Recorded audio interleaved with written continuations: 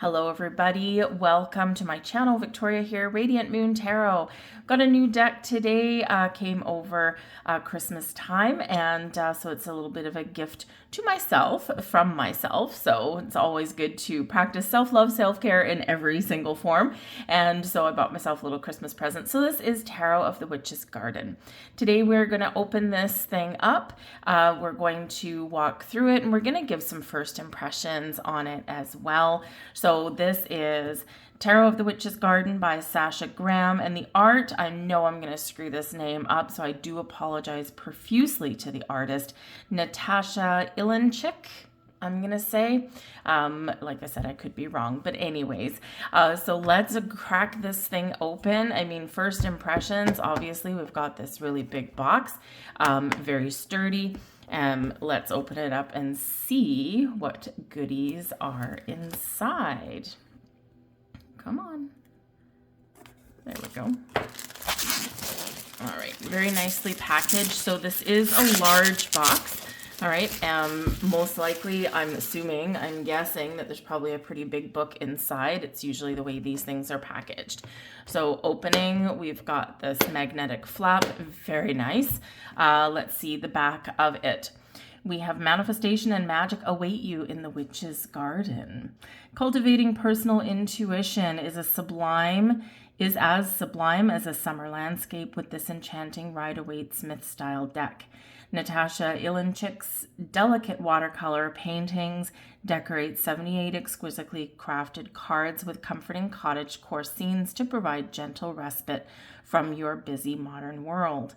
Best-selling author Sasha Graham helps you navigate her lush landscape of symbolic imagery with her full-color companion book. Tarot of the Witch's Garden is your key to a secret sanctuary that will unlock the latent magic thriving inside you. Includes a 78 card deck and a 312-page full-color guidebook. All right. So I'm not sure when this was published. I think it's 2023, but we'll have a look inside. So here we go. Ooh, very nice. All right, nice little ribbon to get this, holy moly, to get this very, very thick book out. Wow, would you look at the size of that thing? Jeepers. Okay, this is a very nicely put together. How much did this cost me? Shoot, hold on.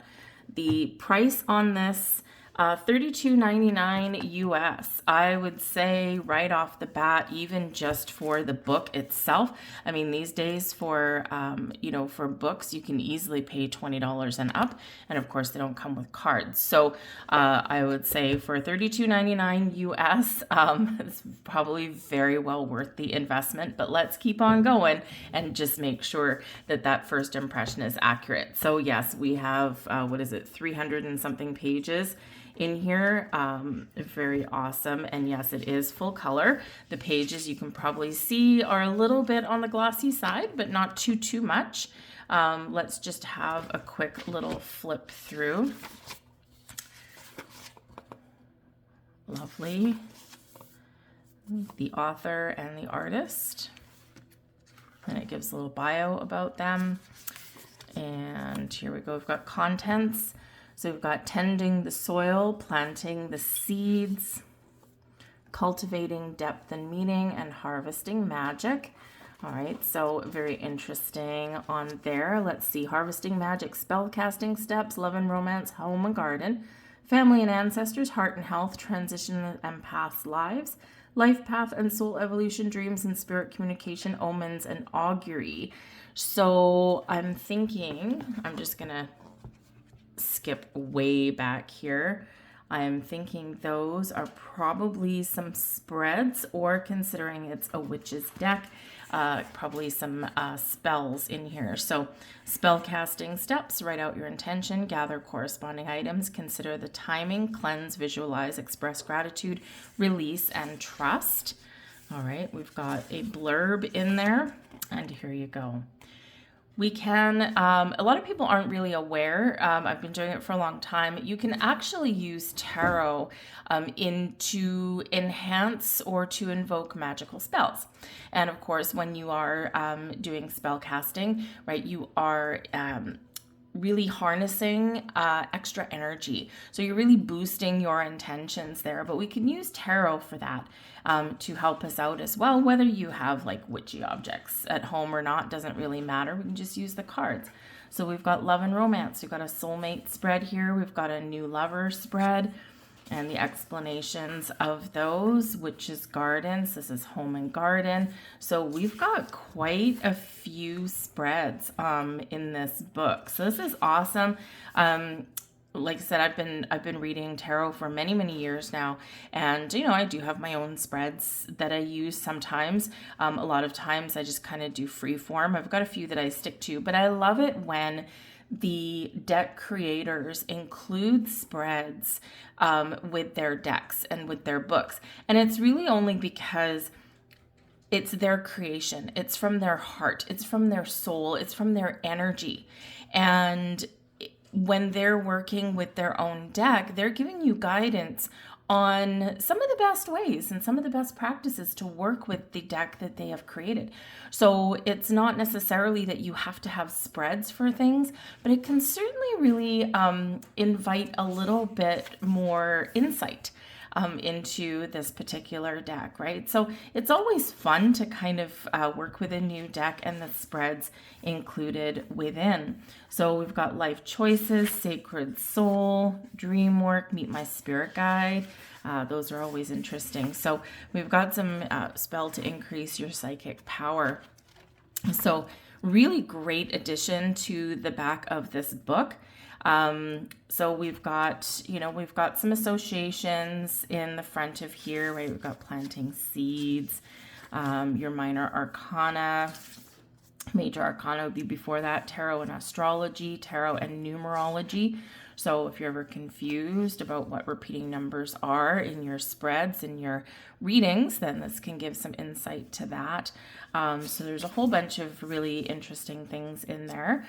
So pretty good for a relative beginner. Nice deck and nice companion book to have there. So we've got your depths and meanings. So we've got the Fool, and it looks like there's a little bit of a poem with that. So we've got the Fool beginning, right? Air. Fresh as sparkling morning dew, once upon a time came you. Never mind, the steps are steep. Trust your faith, take the leap. What a nice little poem for the Fool. And there is the full color picture of the Fool, and we've got an explanation. So we've got a blurb about that. Usually goes into the symbology, and yes, it does. And then we've got upright meanings, and we've got reversed meanings. And then we've got a good question to ask if the card does happen to pop out in the reverse. So that's awesome. Really great information there. The Magician, we've got another poem. So it looks like there's a poem, at least with the major arcanas for each one. So great energy, great information, and a nice little twist, a nice little association on there. The Star card, one of my favorite cards in the deck. Oh, look how beautiful that is. We'll see it when we get to the card. Inspiration flows from starlit night. Everything finally feels just right. Emotive flow, crystalline sight, invoke the muse. Tonight's her night. Wow. So great information there. Let's have a quick look, and then we go right into the Ace of Wands and information there. So anyways, I won't go through the entire book, obviously, but it is absolutely gorgeous. It is heavy. All right, so great investment there for you. So let's pull out the cards. All right, so we've got the book, we've got a ribbon to pull it out, and we've got this little insert in there. So I don't always love the inserts, but in this case, actually, it's fairly sturdy. Some of them are really flippy floppy and really annoying. So this one is much sturdier than that. So here is our deck. And part of the reason what drew me to this is I already know that the cardstock is kind of a linen.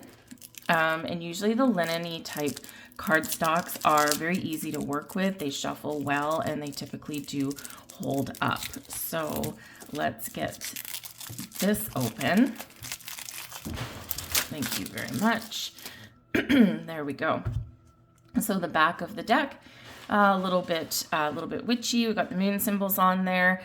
We've got, let me see, we've got a little cauldron in the back. We've got some flowers. We've got some birds. We've got some bats. Anyways, so a little bit witchy on there, and it's green with some very pale yellow. So, but it's a very muted color, but it's actually very nice little energy that's coming off of there. So let's have a look and see what we've got. I'm actually going to move this just a little bit closer. All right, there you go. That should be a little bit better, but I'll hold the cards up as well. If you, by the way, hear some noises in the background, I've got 2 little kittens. They're only 3 months old now, and I got a box, so they're playing with the box. Anyways, okay, so before we look at the cards, we've got the card stock. All right, so this is from Llewellyn, I believe. Yes, it is. Okay, so we've got the fairly standard Llewellyn cardstock. All right, so it is a little bit bendy and flexible, but it's actually, the thickness isn't too bad. Cardstock is a very personal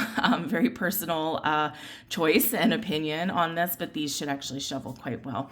And I don't know if you can see it, but you can kind of see some of the faint lines here of the linen style cardstock. So again, these do tend to shuffle very nicely. As for the size, it's a regular tarot size. So there is, I should have done that when I was zoomed out. There's my hand.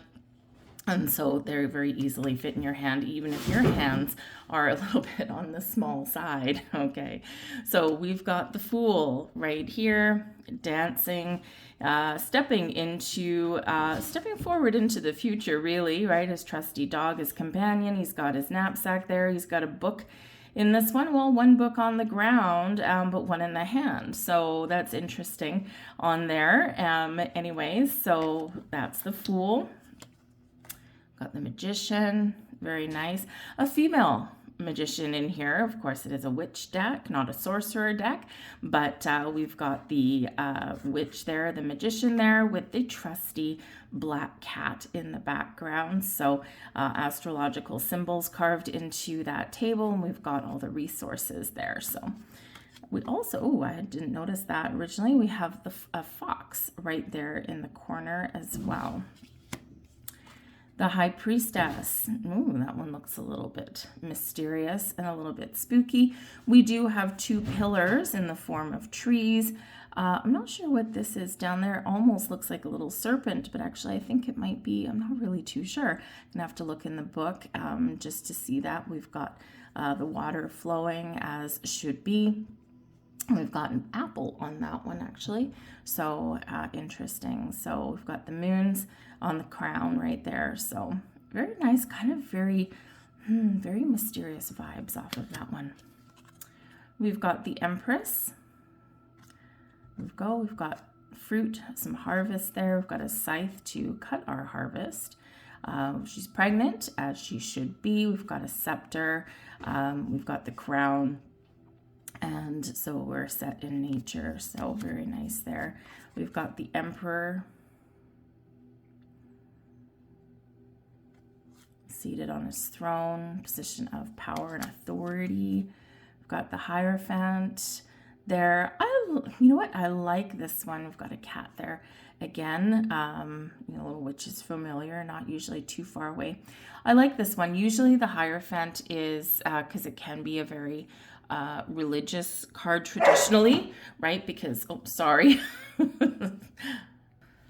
Sorry about that. My dog doesn't typically bark very often, but the kittens are teasing her. So anyways, typically the Hierophant can be a very religious card, right? The traditional imagery is the Pope, right? So in this case, we do have a wise old sage, right? We've got an old crone there instead, giving some, probably giving some spiritual guidance and advice. So I like that has kind of deviated away from traditional, like a religious connotation, and a little bit more into, going to see the old crone for that advice or for that wisdom that we seek in there. So kind of nice energy there. And of course it is a witch's deck, right? Witch's garden.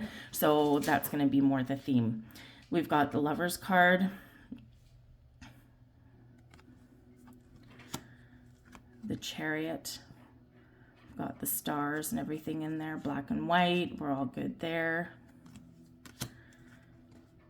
Strength card. Oh, we've got bears. Look at that. Usually we have lion, right?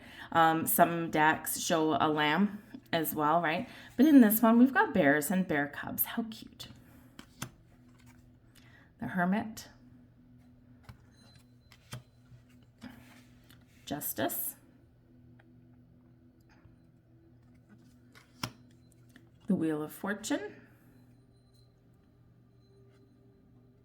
Looks like a water wheel on there. Yes, it is. There's the water from up there. Hangman, hanging out. The Death card. Interesting. Mr. Death looks like he's in a very jovial mood by the looks of it. He's just like walking along and, you know, he's got someone offering him a pumpkin. He almost looks like he's smiling. Very interesting. A lot of people don't love getting the Death card, obviously. I mean, its name, right, is Death, of course, ruled by Pluto. Associated with Scorpio, but death is, yes, endings, beginnings, but also transformation, evolution, right? But of course, we can fear change, right? We can fear letting things go or putting an end to things, right? It can be very upsetting for a lot of people, but I don't know, Mr. Death there with his trusty scythe, he kind of looks like he's in a good mood, but of course the child is not afraid, right? Children do embrace change and transformation a little bit easier than adults do. And then we've got Temperance, restoring peace and balance and harmony, healing to our situation, right? Temperance, important to come in after death. Got the Devil card, very red, very orange, very fiery in that energy. We've fallen from grace in some way. But always one to remember, another card that people don't love to get, right? But one to remember with the Devil card, we always have power and we always have free will to release these chains, right? Quite often something that people forget. And the Tower, another one people don't love, right? Because it's sudden, unexpected, usually invokes change. It makes us uncomfortable, right? But there's a purpose for that. There's a reason behind it always. But anyways, we've got lightning bolt hitting the treehouse in this case, and of course catching fire and people jumping for their lives. Here is that star card that we looked at earlier. That is beautiful. There's not a lot of stars to it, and we'll say that, right? We've got a shooting star, which is great. We do have some very muted stars in the background, but it is a very beautiful card. And one thing with the star card, it does tend to be beautiful in almost every single deck. Some of them are a little bit lackluster, but it is one where we have peace and serendipity, right? We feel inspired, or we feel hopeful for our future, right? So it's a very calm and peaceful kind of energy here anyway. So this one just has kind of this little bit of a mystical, magical quality to it, even if the stars aren't super prominent. Got the Moon. Interesting. Now, normally in the Moon card, we don't have people, right? So we've got, we've got our wolves or our hounds. You can't really tell what they are on this one, right? The domesticated side of the dog, the wild wolf creature. But normally coming out of the water, normally we've got like the crayfish, right? And in this case, we actually have a person coming out of the water. So that's very interesting symbolism there. We do have a couple little, I think those are like little crayfish, it's hard to tell, coming out there as well. But ultimately, this person is coming out there and we've got a path forward. So very interesting energy there, but unmistakable as the Moon card for sure. Of course, we've got the very jovial Sun, very nice actually. In this, got the sun in the background, very white, actually, very vibrant in that. We've got two horses, or two, yeah, they're horses. I was going to say they might be unicorns, but there's no horns. So two horses there and two children. So normally we see the one, we've got sunflowers, right? We've got some birds on there and some beautiful flowers. So very nice energy, very vibrant on that one. We've got the Judgment card coming in here as well. There is a very joyous quality to this one, right? We're like, hey, how's it going?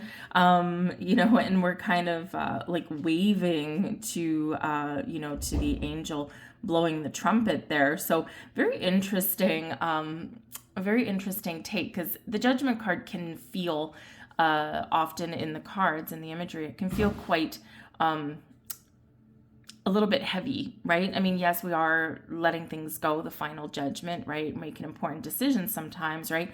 But in this one, like we have coffins or we've got darkness and we're emerging out of it or waking up. In this one, it's like, I am awake. I'm happy to be here. I'm answering the call. I see things clearly now, and the future looks a little bit bright, is almost like what this is kind of saying. So very interesting. We've got the old crone here again. We've got some children. We've got our puppy dog, and we've got what looks like our lovers. And I don't know what that is down there. Cat? Maybe it's the cat. It could be the cat down there. But everyone's come together to, it looks like, rejoice on this particular, the way this is drawn out. So you're going to have to look at the book for that, because that's kind of interesting. I like it though. And we've got the World card as well. We are having a good time. We are celebrating our success. We're celebrating our journey. We're giving thanks. We're looking into the future. But first, we're going to have a party, right? Very kind of New Year's Eve-ish in the World card, right? This always reminds me of New Year's Eve. And if you ever want that explanation of what does the World card mean, right? One of those can be New Year's Eve. We've successfully completed a year or a cycle or an endeavor, right? And now we're ready to move forward. And so it can be a really good thing, a really positive thing, especially in the upright. So now we get into the minors. So we've got the Ace of Wands hand coming out. Interesting. We've got a serpent on that hand, but yes, the hand with the fire. Two of Wands, 2 wands in the ground, globe in the hand looking out. 3 of Wands. Interesting on this particular one, because the 3 of Wands, usually we've got like we're holding on to one of the wands and ready to jump into actions. This one, we're kind of sitting down and we're maybe inviting opportunities, inviting the next step, that kind of thing. So again, you'd have to look at the book and see how that interpretation is made there. We've got the 4 of Wands. People always like the 4 of Wands card, but it does invoke some celebration and some success and some deepening commitments possibly there as well. Also known as the 1111 card, right? The 5 of Wands. We've got birds. Now, I also read Lenormand cards, and in the Lenormand reading system is different than tarot, but in the Lenormand, the birds does bring about a little bit of stress or anxiety, because the birds are always busy, they're always doing something, they've always got something on the go. And so in the 5 of Wands with the birds here, yeah, a lot of activity, a little bit of conflict or a little bit of competition, right? We're competing for survival, that kind of thing, with the birds. So it does invoke a little bit of stressful energy on that one, right? But we can also work together in this particular card as well. So very kind of interesting imagery on that one. And the 6 of Wands, of course, riding high on our success, moving forward, great. 7 of Wands, right? Lovely. We're very much in our power there. 8 of Wands. I like that. I like that one. 9 of Wands, right? Completing something, getting things done, but a little bit worn out, a little bit skeptical, right? The Wounded Warrior card, that one. 10 of Wands, right here, right? Very end of a cycle, right? Accomplished a lot there, though, in that one. Got the Ace of Cups. That's very interesting. So the Ace of Cups, right? The hand is coming out. We've got the cup overflowing with joy, with emotion. We've got a dragonfly. Actually, we've got a few dragonflies up here, right? Dragonflies can certainly represent some change and transformation, typically spiritually.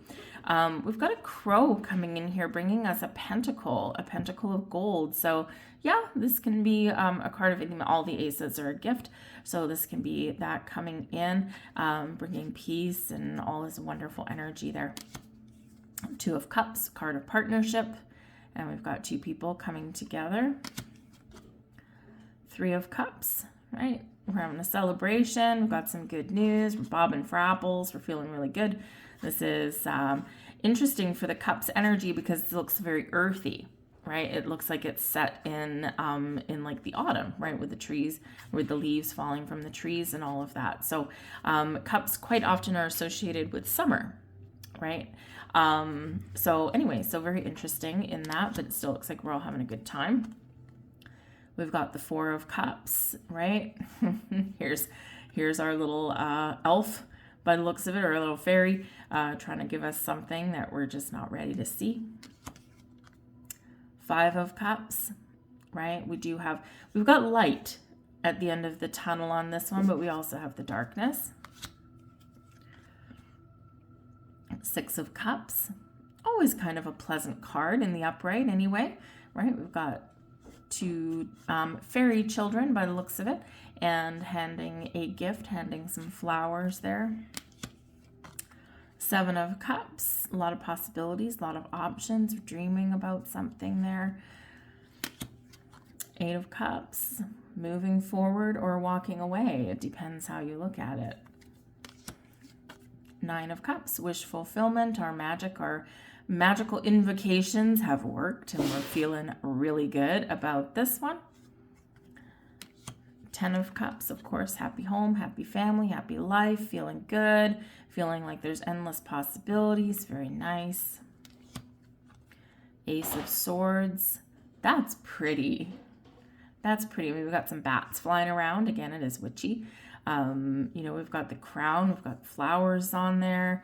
Clarity, right? Very clear kind of energy there. So out of the clouds, we gain clarity. So we get the answers that we're looking for. We get from fresh burst of energy or ideas, but it's a very pretty card.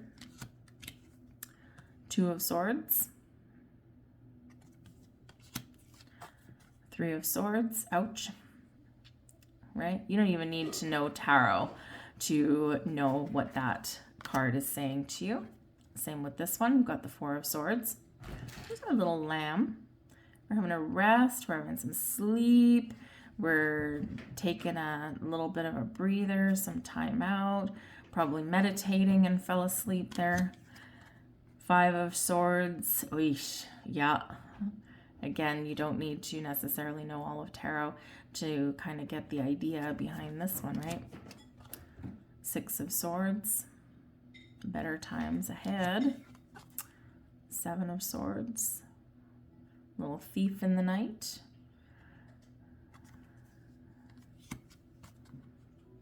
Eight of Swords. Wow, that is interesting. That is really interesting how they've done that. We're floating away. We're releasing ourselves, or this is invoking our own personal power to release ourselves from the restrictions that we quite often do impose upon ourselves. Nine of Swords. A little bit of anxiety there. We're still awake as the sun comes up. 10 of Swords. Oof. Ouch. That's quite the imagery on that one. Usually we have someone on there, doing a face plant, right, with the swords in their back. This one, face up. Now, this is really interesting here in this one because I don't know if you can see it, but she is actually stabbing herself with one of those swords. It could also be represented that maybe she's trying to take it out. So interesting. So I'm going to have to look at the book and see what the artist was trying to convey in that one. Ace of Pentacles, always a good card to get, right? A little bit of good luck and good fortune, some new beginnings and gifts possibly. We've got the Two of Pentacles here. Three of Pentacles, we're full-on creating mode there. Four of Pentacles. Oh, interesting. I like that. It's like a old statue with this king. He's got his pentacle here, feet on the ground, pentacle in the crown. And even though he's holding this pentacle right here over his center, he's not like clinging to it, right? It's like I've got everything under control almost on this. So Five of Pentacles, oy vey, right? Yeah, by Five of Pentacles, right? We're not seeing the light. We're not seeing the possibilities. There's a better way, right? Sometimes we're just trapped in that despair or that lack energy. Got to turn things around. Six of Pentacles, we turn things around. There we go. Seven of Pentacles. Interesting. They've got a tarot spread there at the bottom. Eight of Pentacles, working hard, card of productivity, detail, learning things, getting something accomplished. Very pretty, very pretty. A lot of times the Eight of Pentacles is a little bit boring. That one's very pretty. Nine of Pentacles, of course, we like the Nine of Pentacles, right? Does bring us some abundance, and so usually where we treat ourselves for all of our hard work. 10 of Pentacles, very nice. We've got some family. We've got our puppy dog all grown up from the Fool. The Fool looked like a puppy. This looks like a full-grown dog. We've got our pentacles there. We've got happy home, happy family, happy pets, ancestors, right? And we've got a whole bunch of abundance around there. The Page of Wands, very nice, very nice, very inviting, very fiery in that energy. We've got the Knight of Wands riding in there. A little bit of a dark horse energy. Interesting, because the Knight of Wands can be really positive, right? But it can also be, see this little shadowy side there, right? The Knight of Wands doesn't always stick around, but is always successful in the conquest. We've got the Queen of Wands here. We've got a little fat cat right there. Queen of Wands. We've got some sunflowers in the background. Got our obligatory cat, right? So we've got the staff there also. King of Wands. Got lions. I think those are lions there. Got fireflies around there. So we've got a fire in the lantern. We've also got fireflies and then fire coming up from the crown as well. Page of Cups emerging from the ocean or from the water. We've got a giant toad there. It's interesting, right? Our fish jumping out of our cup, as is should be. Knight of Cups. Very green, these ones, very green. But there's our knight. We've removed our suit of armor and we're going to charm you. We've got the Queen of Cups here, and we've got a little serpent there, most likely on this particular card representing some healing after we have shed some skin or shed away some old or been through some challenges there. We've got our cup there as well. Very beautiful card. We've got some water in the background. Again, very green. We've got the King of Cups. He looks very, very friendly in this energy. Again, a lot of green with the cups, so that's actually kind of cool. Page of Swords. Got some wings on there. A little bird, a little shadow right up in the background there with that one. Got our Knight of Swords there. Queen of Swords. It's a very nice looking Queen of Swords. I mean, she's not sitting on a throne or anything like that, but she looks a little bit more inviting than some imagery can usually project. Got the King of Swords there. Owl bringing in some wisdom. A book bringing in knowledge and wisdom as well. We've got our Page of Pentacles.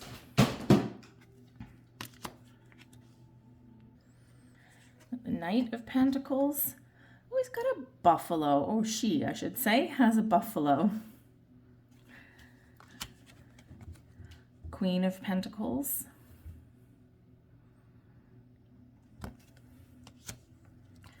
And we have our King of Pentacles. There we go. So that is the deck. Now, I don't want to totally shuffle this thing at the moment, but I can tell right away that it's going to be very nice to shuffle. If you ever go like this, look how smooth that is.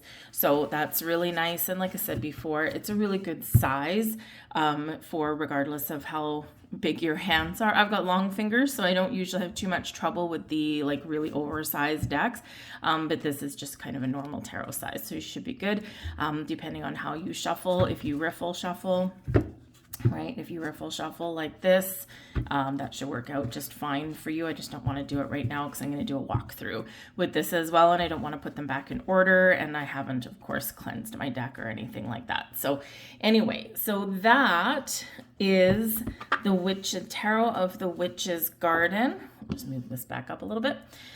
Tarot of the Witch's Garden, and don't forget this very, very hefty book, and probably going to be very well worth the read. It's not overly complicated or overly long in its messages there, so should be a fairly quick read as well. So anyways, I thank you guys for watching. I do really apologize for some of the little background noise. My little 3-month-old kittens have the zoomies, and they are currently just getting into absolutely everything, so they were quiet when I started. Anyways, so I thank you guys for watching. I'm going to put the link, I'm going to put the link down below if you want to purchase this deck. It's the Amazon link for that, if I can find it. And that's probably because I didn't get it from Amazon. I got it from a store. So if I can find it, I will put it down below, but I'll put whatever information that I can for you. So I thank you guys for watching, and I'll see you later.